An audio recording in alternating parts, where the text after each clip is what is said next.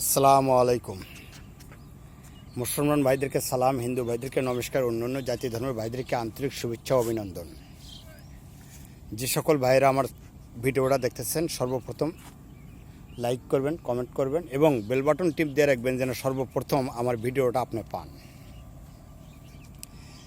তো আজকে আমি আপনাদের কাছে আসছি, এই গাছটা নাম কন্টিনারি।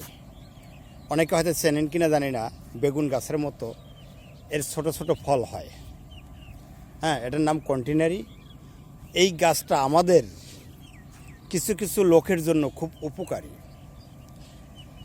যেমন কিছু লোক আছে, হ্যাঁ, এই গাছটা কিন্তু গ্রামগঞ্জে সর্ব জায়গায় পাওয়া যায় এই গাছটা।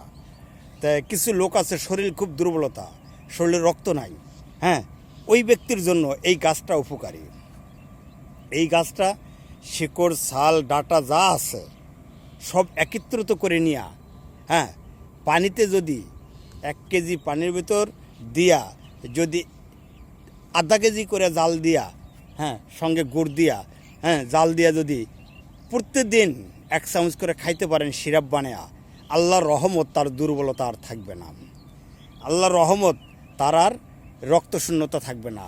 আল্লাহর রহমত তার খাওয়া রুচি হবে, তার স্বাস্থ্য ভালো হবে এবং স্বাস্থ্য মোটা হওয়ার জন্য এই সালসাটা বিশেষ প্রয়োজন। কিচ্ছু লাগবে না, শুধু এই একটা গাছ একবার করে দেখেন, 100% গাছ কখনো মিথ্যা না। হয়তো আমাদের কবরেজি তাবিজ তোমার মিথ্যা হইতে পারে, কিন্তু গাছ কখনো মিথ্যা না। তবে আর বেশি বিরক্ত করলাম না, আপনারা আমার চ্যানেলটাকে সাবস্ক্রাইব করবেন। আসসালামু আলাইকুম।